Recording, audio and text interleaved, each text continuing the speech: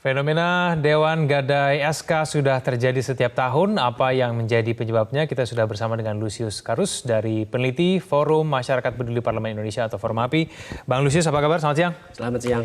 Bang Lusius, ini ada banyak daerah anggota DPR-nya bahkan lebih dari setengah menggadaikan SK. Kenapa, Bang? Ya, saya kira mungkin yang paling mudah untuk menjelaskan biaya politik yang tinggi saat pemilu gitu ya.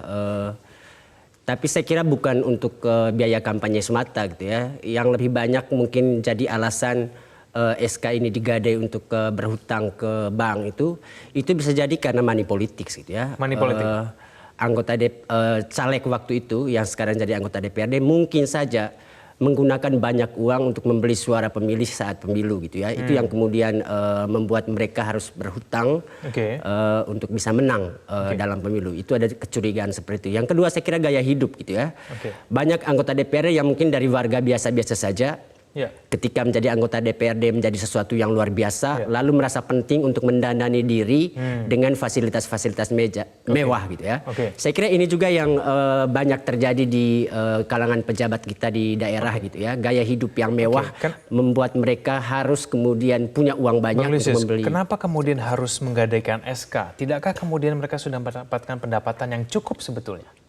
Saya kira sih itu tadi. Ada tuntutan awal karena hutang yang mereka sudah buat di masa pemilu gitu ya, yang membuat mereka kemudian mencari cash di awal masa jabatan gitu ya. Harus segera mengembalikan begitu. Segera mengembalikan, bisa jadi karena perjanjian dengan pihak pemberi utang waktu masa kampanye gitu ya. Tapi saya kira gaya hidup itu juga mempengaruhi karena merasa selama 5 tahun tuntutan pembiayaan hidup itu sudah dijamin oleh negara atau daerah, lalu mereka merasa mengambil dari awal uang itu jadi tidak masalah. Jadi nggak puas dengan gaji dan pendapatan, tapi karena jadi anggota DPRD merasa perlu untuk menambah pendapatan untuk paling tidak gaya hidup begitu. Betul. Saya kira itu yang lebih banyak mendorong gitu ya anggota DPRD untuk kemudian berhutang ke bank gitu ya. Gaya hidup itu yang kemudian biasalah di daerah gitu ya, sebagai pejabat lalu mereka perlu petantang-petenteng kemana-mana untuk kemudian menunjukkan bahwa dia sudah menjadi pejabat di daerah. Tapi kalau secara undang-undang, Bang Lusius, ini dibenarkan? Saya kira tidak ada memang yang kemudian jelas-jelas dilanggar gitu ya, dengan kemudian menggunakan SK ini untuk berhutang ke bank gitu ya. Karena kalau melihat sebagian pengakuan itu kelihatannya ini diketahui juga oleh DPRD-nya. Jadi bukan tindakan pribadi atau perorangan gitu ya. Jadi dibicarakan kemudian ada plafon berapa batas atas peminjaman yang boleh dilakukan dengan menggunakan SK gitu ya. Ini berarti memang sudah sistemik sifatnya gitu. Artinya diketahui oleh lembaga. Dan saya kira ini menjadi sangat berbahaya dengan tugas DPRD.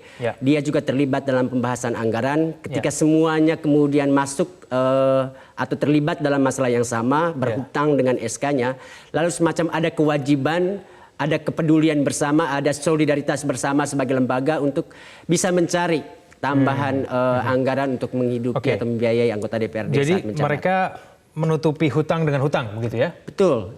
Saya kira itu yang memang berbahaya. Menutupi hutang dengan hutang yang kemudian mendorong mereka untuk mencari pendapatan lain untuk memenuhi jatah yang mestinya dibayarkan oleh dana yang Tidakkah kemudian ini mengkhawatirkan, Bang Lusius, kalau katakanlah setengah dari anggota DPRD sebuah wilayah ini semua punya hutang ke bank, tidakkah kemudian ini menimbulkan kecurigaan, jangan-jangan kemudian mereka akan mencari dana lain, bahkan mungkin dana yang seharusnya milik publik begitu digunakan untuk kepentingan pribadi? Saya kira itu yang jadi soal dari penggadaian SK ke bank ini gitu ya. Justru karena rentan sekali tugas mereka sebagai DPRD itu dimanfaatkan untuk kemudian mendapatkan uang lain untuk menutup atau mengcover dana yang mereka gunakan untuk membayar hutang setiap bulan. Dan kekhawatiran ini bukan mengada-ada gitu ya, karena DPRD juga punya kewenangan dalam bidang anggaran. Mereka punya kewenangan untuk menentukan proyek-proyek di daerah. Sesuatu yang sangat mungkin digunakan oleh anggota DPR untuk mendapatkan uang tambahan gitu ya.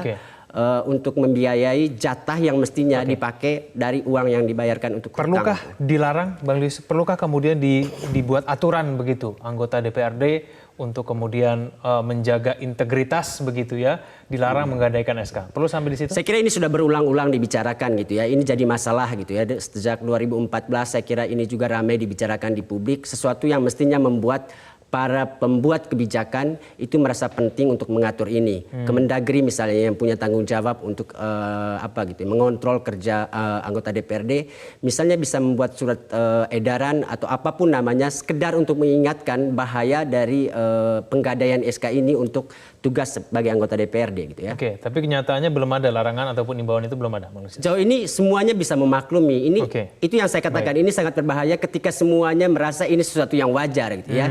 Sehingga nanti bisa bersama-sama, bisa solidar untuk mencari uang tambahan. Mumpung mereka punya